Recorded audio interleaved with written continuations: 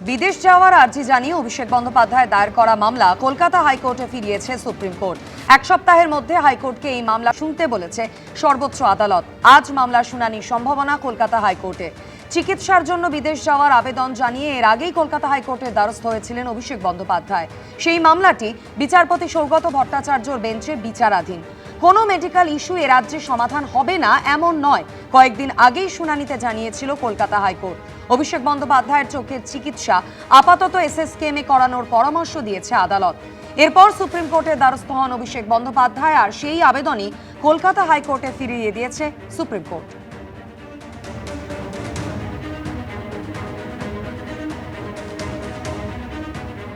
বীরভূমের stone king টুলু মণ্ডল, তার এক আত্মীয় মিনার মণ্ডল এবং এক ম্যানেজার সীতেশ প্রামাণিককে আগেই গ্রেফতার করেছিলেন তদন্তকারী আধিকারিকরা। আর এবার দ্বিতীয় ম্যানেজার নইমুদ্দিন মণ্ডলকে গতকাল গ্রেফতার করা হয় এবং 6 দিনের পুলিশ হেফাজতের নির্দেশ দিয়েছে আদালত। এই বিষয় নিয়ে আরো বিস্তারিত আমাদের জানাবেন প্রতিনিধি পার্থপ্রতিম ঘোষ আমাদের সঙ্গে রয়েছেন।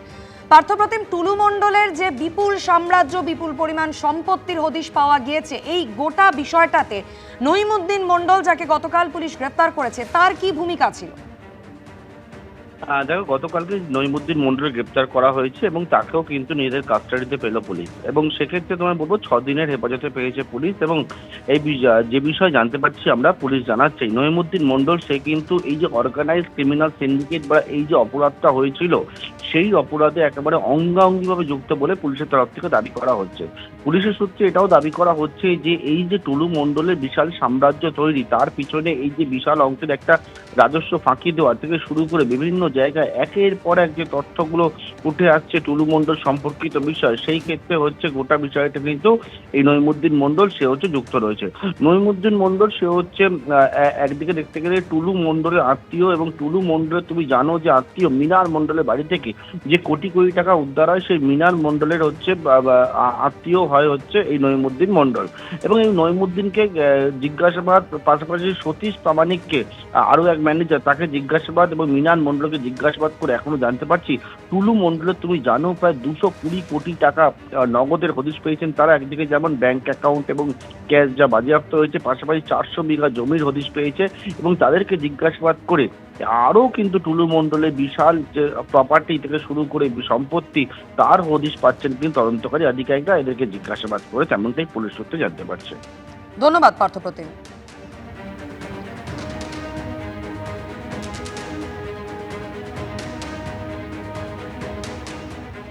বীরভূমে টুলু মণ্ডলের সঙ্গে মিনার মণ্ডল তার বাড়ি থেকে নগদ এবং সোনাদানা মিলিয়ে প্রায় 50 কোটি উদ্ধার হয়েছিল। টুলু মণ্ডল তার একাধিক সম্পত্তির হদিশ মিলেছে, কোটি কোটি টাকা তার সম্পত্তি রয়েছে, ব্যাংক ডিপোজিট রয়েছে। আর এবারে এই মামলায় যতগুলো এফআইআর দায়ের হয়েছে তার তথ্য এবং নথি চেয়ে পাঠালো এনফোর্সমেন্ট ডিরেক্টরেট। রাজ্য পুলিশের কাছে এই সংক্রান্ত সমস্ত নথি এবং তথ্য চাওয়া হয়েছে। বিপুল সম্পত্তির খোঁজ মিলেছে, টুলু মণ্ডলের প্রায় 220 কোটি টাকার সম্পত্তির খোঁজ মিলেছে, একাধিক ব্যাংকে ফিক্সড ডিপোজিট রয়েছে। শুরুটা হয়েছিল টুলু মণ্ডলের আত্মীয় মিনার মণ্ডলের বাড়ি থেকে, সেখান থেকে প্রায় 28.5 কোটি টাকা এবং প্রায় 15 কেজি সোনা উদ্ধার হয়েছিল। তারপর তদন্ত নামে পুলিশ এবং তার যে বিশাল সম্পত্তি রয়েছে, সেই সম্পত্তির একের পর এক হদিশ পায় পুলিশ। এবার সেই মামলায় যতগুলো এফআইআর দায়ের হয়েছে তার তথ্য এবং নথি চেয়ে পাঠালো এনফোর্সমেন্ট ডিরেক্টরেট। আবির দত্ত আমাদের প্রতিনিধি রয়েছেন আমাদের সঙ্গে টেলিফোন লাইনে। আবির, রাজ্য পুলিশের কাছ থেকে যতগুলো এফআইআর দায়ের হয়েছে তার তথ্য এবং নথি চেয়ে পাঠানো হয়েছে এনফোর্সমেন্ট ডিরেক্টরেটের তরফ থেকে, অর্থাৎ এই যে বিপুল সম্পত্তির মামলা, তা নিয়ে এবার তদন্ত শুরু করতে চাইছে ইডি। দেখো, একেবারেই তার কারণ যেটা ইডি সূত্র থেকে জানা যাচ্ছে যে বীরভূমে যে বিপুল টাকা উদ্ধার হয়েছে এবং গয়না উদ্ধার হয়েছে, সেই ঘটনায় যেটা জানা যাচ্ছিল শুরু থেকেই যে টুলু মণ্ডল তার ঘনিষ্ঠের বাড়ি থেকে এই বিপুল অঙ্কের টাকা এবং তার সাথে সাথে গয়না উদ্ধার হওয়া এবং তার পরবর্তীকালে একের পর এক যে উদ্ধার হওয়ার প্রক্রিয়া, তাতে প্রায় 220 কোটি টাকা, যেটা পুলিশ সূত্রে খবর পাওয়া যাচ্ছে, 220 কোটি টাকার যে টাকা, সেটা হদিশ পাওয়া টাকা, গয়না সমস্ত কিছু মিলিয়ে। এবং তার পরবর্তীকালে এনফোর্সমেন্ট ডিরেক্টরেটের তরফ থেকে পুলিশের সঙ্গে যোগাযোগ করা হয়েছিলই। এবার পুলিশের কাছ থেকে যে কটি এফআইআর হয়েছে, যেটা সম্ভবত জানা যাচ্ছে 2টি এফআইআর আছে, এবং সেই ক্ষেত্রে সেই এফআইআর গুলোর তথ্য এবং নথি চেয়ে তাদের কাছে আবেদন করা হয়েছে। ইডি তরফ থেকে এই আবেদন জেলা পুলিশের কাছে করা হয়েছে এবং সেই ক্ষেত্রে এফআইআর গুলো যদি তারা পেয়ে যান এবং পরবর্তীকালে তারা ইসিআইআর করে এগোতে চান, এমনটাই ইডি সূত্রে খবর। তার কারণ হচ্ছে এর আগে টুলু মণ্ডলের নাম উঠেছিল এর আগে একটি মামলার পরিপ্রেক্ষিতে, সেই ক্ষেত্রে তল্লাশি অভিযানও চালানো হয়েছিল। কিন্তু এই যে বিপুল অঙ্কের টাকা উদ্ধার হওয়া, কোটি কোটি টাকা উদ্ধার হওয়া এবং তারপরে গয়না উদ্ধার হওয়া, সেই ক্ষেত্রে এইগুলোর উৎস কি, তার আয় এবং তার কাছে এত যে সঞ্চয় করে রাখা হয়েছিল তার মধ্যে কোথা থেকে এই টাকা এলো, দুর্নীতির টাকা কিনা, সেই বিষয়গুলো তদন্ত করে দেখতে চান এনফোর্সমেন্ট ডিরেক্টরেটের আধিকারিকেরা এবং সেই জন্যই পুলিশের কাছ থেকে এফআইআর চাওয়া হয়েছে, এমনটাই ইডি সূত্রে খবর। ধন্যবাদ আবির।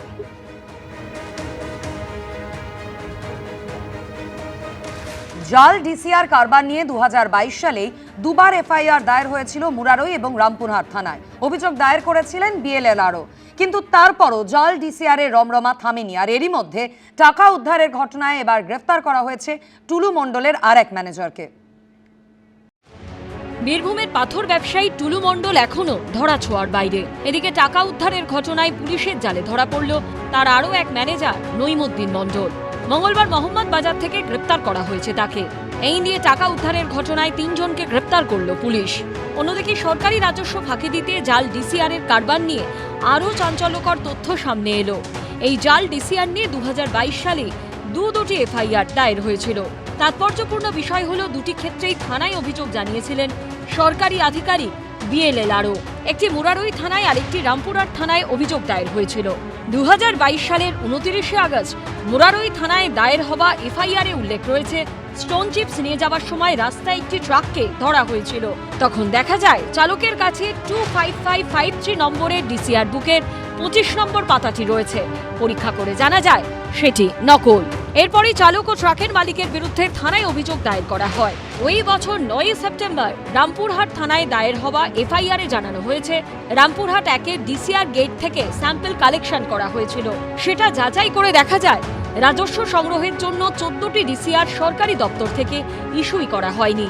এরপরই থানায় অভিযোগ দায়ের করা হয়। প্রশ্ন উঠছে, এই এফআইআর এর প্রেক্ষিতে কোনো কড়া ব্যবস্থা নেওয়া হয়নি কেন?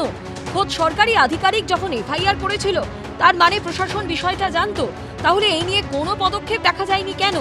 এরপরও টুলু মণ্ডল কারবার চালিয়ে গেল কি করে? কার বা কাদের মদতে এটা সম্ভব হলো?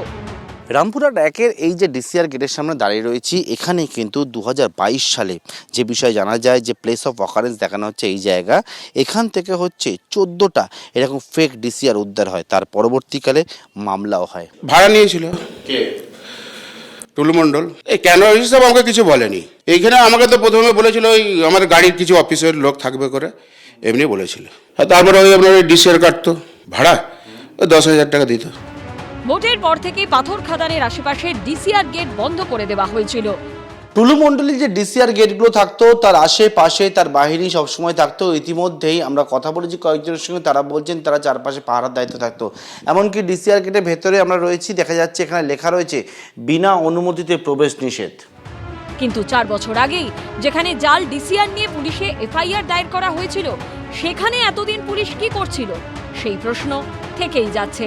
পার্থপ্রতিম ঘোষের রিপোর্ট, এবিপি আনন্দ।